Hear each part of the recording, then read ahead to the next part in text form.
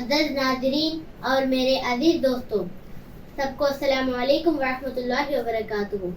آج کی اس پروگرام میں میرا عنوان ہے نبی صلی اللہ علیہ وسلم اور مال و دولت کی پیشکش۔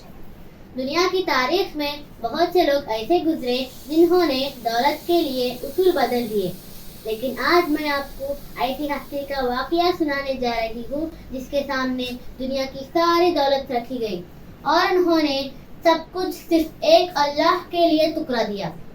یہ واقعہ ہے محمد رسول اللہ صلی اللہ علیہ وسلم کا۔ جب مکہ میں نبی صلی اللہ علیہ وسلم کی دعوت پھیلنے لگی اور لوگ اسلام قبول کرنے لگے تو قریش گھبرا گئے۔ انہوں نے سوچا کسی طرح محمد صلی اللہ علیہ وسلم کو اس راستے سے ہٹا دیا جائے۔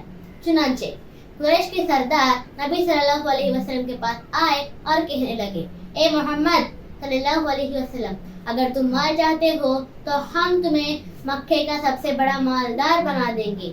اگر تم سرداری چاہتے ہو تو ہم تمہیں اپنا سردار مان لیں گے۔ اگر تم بادشاہی چاہتے ہو تو ہم تمہیں اپنا بادشاہ بنا دیں گے، بس شرط یہ ہے کہ ہماری معبودوں کی برائی چھوڑ دو اور ہماری بات مان لو۔ نبی اکرم صلی اللہ علیہ وسلم پورے سکون سے سنتے رہے، نہ غصہ، نہ تکرار، نہ لالچ۔ آپ صلی اللہ علیہ وسلم نے صرف یہ فرمایا، اے ابو ولید، کیا تم اپنی بات مکمل کر چکے ہو؟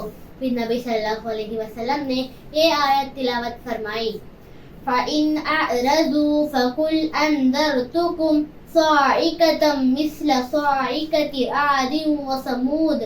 یہ سن کر عتبہ بن ربیعہ نے کہا، اللہ کی قسم، یہ کسی انسان کا کلام نہیں۔ ایک اور موقع پر نبی صلی اللہ علیہ وسلم نے وہ جملہ فرمایا جو ہمیشہ کے لیے حق اور باطل کے درمیان حد فاصل بن گیا، اللہ کی قسم، اگر یہ لوگ میرے ایک ہاتھ میں سورج اور دوسرے ہاتھ میں چاند بھی رکھ دے تب بھی میں اس کام کو نہیں چھوڑوں گا۔